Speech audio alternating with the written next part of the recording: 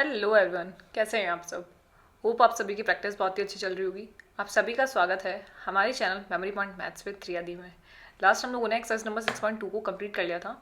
कुछ थ्योरम्स थी, main theorems, BPT theorems और कन्वर्स बीपीटी थ्योरम्स, उनसे रिलेटेड ही सारे क्वेश्चंस थे जिन्हें हमने सॉल्व किया था। आज हम लोग स्टार्ट करते हैं इसी चैप्टर की 3 थ्योरम्स और हैं जो कि बहुत ही इंपॉर्टेंट थ्योरम्स होने वाली है, और उन तीनों थ्योरम्स पे ही हमारी जो आगे वाली एक्सरसाइज है वो डिपेंड रहेगी। ठीक है, तो अच्छे से पढ़िएगा, अच्छे से देखिए आगे की जो थ्योरम्स हैं उन्हें। चलिए स्टार्ट करते हैं थ्योरम नंबर 6.3 से।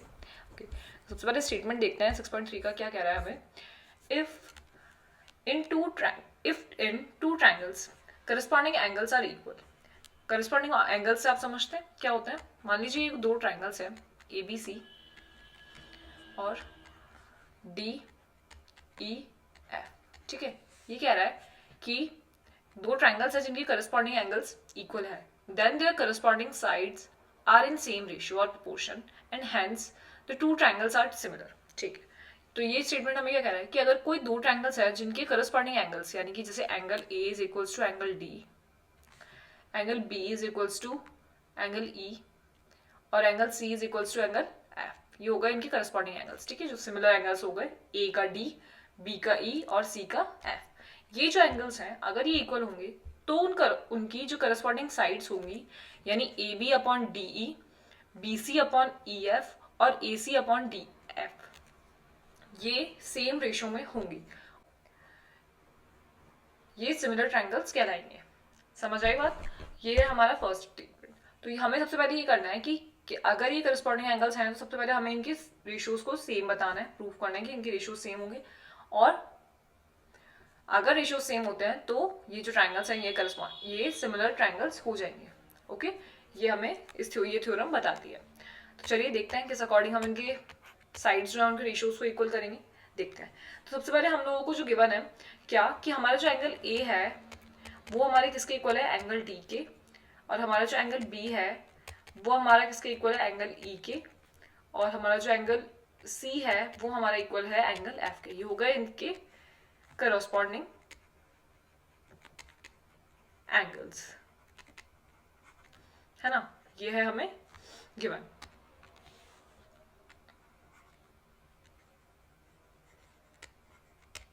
ठीक है, तो ये चीज तो हमें गिवन हो गई, और साथ में हमें क्या पता है कि अब जो मुझे प्रूव करना है क्या कि इनकी जो रेशियोज इक्वल है, उसको प्रूव करने के लिए मैं कुछ कंस्ट्रक्शन यहाँ पे करती हूँ। बाई चांस मैंने कंस्ट्रक्शन कर दिया यहाँ पे कि मैंने एक लाइन ड्रॉ करी है बीच में यहाँ, और ये लाइन मैंने किस अकॉर्डिंग ड्रॉ करी, यहाँ पे लिख देते हैं पी क्यू।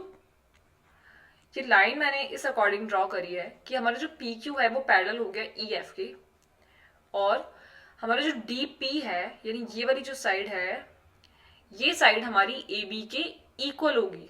ठीक है, साइड ए बी के इक्वल होगी, और ये जो साइड है ये हमारी ए सी के इक्वल होगी, और ये जो नीचे वाली साइड है ये हमारी बी सी के इक्वल होगी। ठीक है, चलिए, तो अगर ये साइड्स इक्वल है आपस में, कौन सी, ए बी, पहले लिख देते हैं कंस्ट्रक्शन हमने क्या करा है इसके अंदर, वो लिखते हैं कि इसको प्रूव करने के लिए हमने यहाँ पर एक कंस्ट्रक्शन करा है, और वो कंस्ट्रक्शन क्या है, लेट कंस्ट्रक्ट अ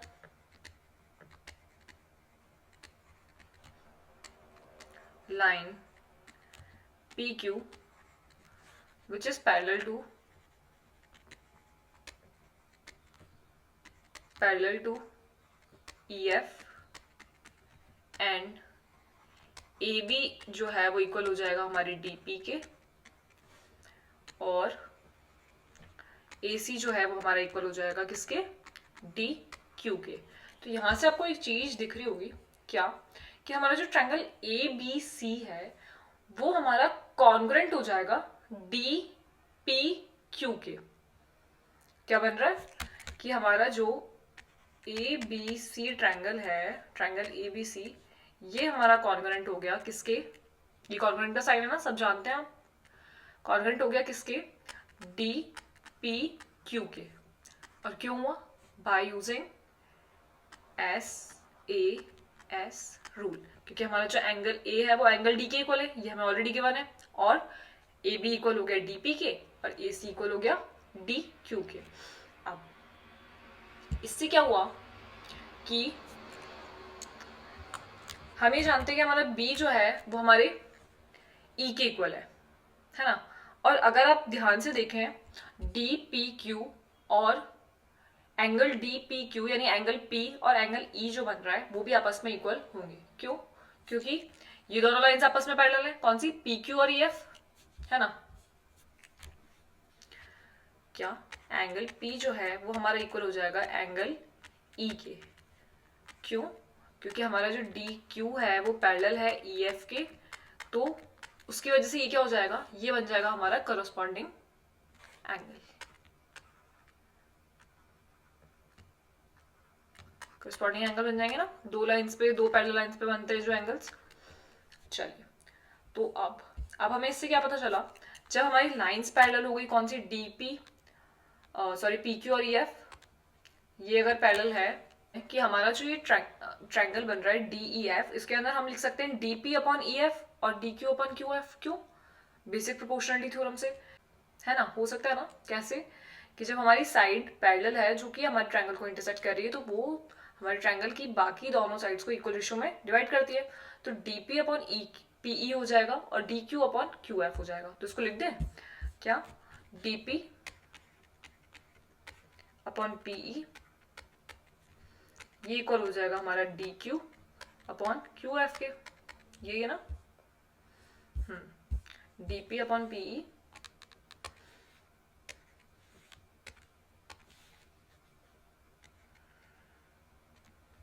ठीक है। अब इससे क्या हुआ, कि जब हमने इसको रेसिप्रोकल करा तो ये हमें मिल गया P E upon D P और Q F upon D Q. अच्छा, ये क्यों कर रही हूँ मैं? क्योंकि जब मैंने इन दोनों के साइड में +1 कर दिया, दोनों side R H S equals to R H S में, तो ऐसा कुछ हमने पहले भी करा है थ्योरम्स में प्रूफ करने के लिए। क्या दोनों साइड एलसीएम ले लेंगे और एलसीएम लेकर मुझे मिल गया P E plus D P और इधर मुझे क्या मिल गया? Q F plus D Q. यही मिला ना। तो पीई और डीपी को जब मैंने ऐड करा तो मुझे क्या मिला? देखिए, पीई और डीपी, पीई और डीपी, तो क्या मुझे डीई पूरी लाइन मिल गई। ऐसे ही क्यू एफ और डी क्यू, इसको प्लस करा तो क्या लाइन मिल गई? डी एफ, पूरी लाइन मिल गई ना। तो पीई और डी क्यू, इसको प्लस करके हमें मिल रहा है डीई, है ना। तो लिख देते हैं इसको, ये हो गया हमारा डीई और इसके अपॉन में आ गया डी पी। सिमिलरली इधर हमें क्या मिल रहा है? डी एफ और अपॉन में है डी क्यू। ठीक है। अब इसको करने से क्या हुआ?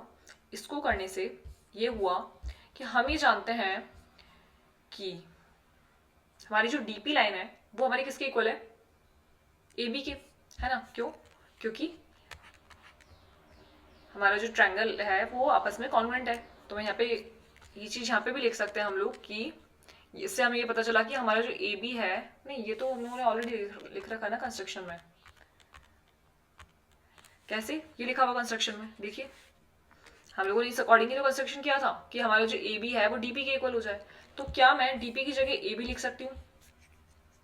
पहले इसको कर देते हैं वापस से रेसिप्रोकल, क्योंकि हमने रेसिप्रोकल करके इसको सॉल्व करा है। तो जब मैंने इसको रेसिप्रोकेट किया तो ये क्या हुआ? D P upon D is equals to D Q upon D F, है ना। और डीपी की जगह मैं क्या लिख सकती हूँ? डीपी की जगह मैं लिख सकती हूँ ए बी, ये रहा। तो लिख देते हैं डीपी की जगह A B upon D. Similarly A C है डी क्यू के इक्वल, तो डी क्यू की जगह लिख सकते हैं ए सी, तो ए सी अपॉन हो गया डी एफ। अब अगर आप ध्यान से देखें तो हमें जो प्रूफ करना था ना वो हमारे पास आ चुका है। क्या? A B upon D E,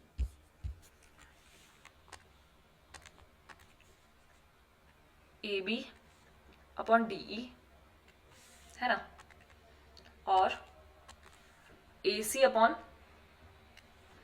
D F, यही मुझे मिल रहा है, A C upon D F. Similarly क्या हो जाएगा? जो हमारी थर्ड वाली लाइन है वो भी ऐसी इक्वल हो जाएगी। जब दो लाइन इक्वल है तो थर्ड वन भी इक्वल हो जाएगी, उसको लिख देते हैं सिमिलरली हमारा जो कौन सा BC है वो EF के रेशो में आ जाएगा। BC जो है वो आ जाएगा हमारा EF के रेशो में। तो क्या हुआ यहाँ से ये हुआ कि हमें जो प्रूव करना था कि जब हमारे करस्पॉन्डिंग एंगल्स इक्वल हैं तो ये आपस में इनके जो रेशियोज हैं वो इक्वल होंगे। तो हो गए ना, AB upon DE is equals to AC upon DF और is equals to BC upon EF। यही हमें प्रूव करना था, कुछ भी नया नहीं करा है, सब कुछ पहले हम लोग ऑलरेडी कर चुके हैं, पढ़ चुके हैं। सिर्फ हमने क्या करा, एक कंस्ट्रक्शन करा छोटा सा PQ लाइन का। क्यों? ताकि हम लोग AB और DP को इक्वल दिखा सकें, और क्योंकि सिमिलर दिखाने का तो कोई और तरीका है ही नहीं, तो पहले इनको कॉन्ग्रुएंट प्रूफ कर दूं ताकि लाइंस इक्वल हो जाए, कुछ ना कुछ एक्सचेंज कर सके। और पूरी लाइन को कवर अप करने के लिए मैंने आपको ये तरीका बताया कि +1 कर दीजिए, पूरी लाइन आ जाएगी हमारे पास में सॉल्व होकर। तो वो +1 वाला वे हम लोगों ने यहाँ पे अपनाया और हमारा ये कितना इजीली प्रूफ हो गया। ठीक, तो एक बार स्टेटमेंट को ढंग से पढ़ लीजिए, किस अकॉर्डिंग हमने सॉल्व करा उसको देख लीजिए।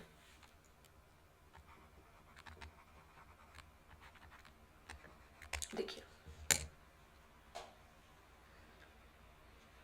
तो ये क्या हुआ, ABC जो है वो ये होगा, अगर ऐसे इक्वल है रेशियोज तो हमारा जो ABC है वो सिमिलर होगा ट्रायंगल, ये जो साइन ये हो गया हमारा सिमिलर का किसका, DEF के। ठीक है, ये वाला साइन आप जानते हैं ना, सिमिलर का साइन है ये, और ये जो नीचे इक्वल लग जाएगा तो ये हो जाएगा कॉन्ग्रुएंट का। तो सिमिलर का ध्यान रखिएगा, कॉन्ग्रुएंट में साइड इक्वल होती है और सिमिलर में साइड्स के रेशियोज इक्वल होते हैं। तो साइड्स के रेशियोज इक्वल हो गए, कॉरस्पॉन्डिंग साइड्स इक्वल हो गई, तो हमारे जो ट्रायंगल्स हैं वो आपस में सिमिलर हो गए। ठीक, देखिए पढ़ लीजिए एक बार ढंग से।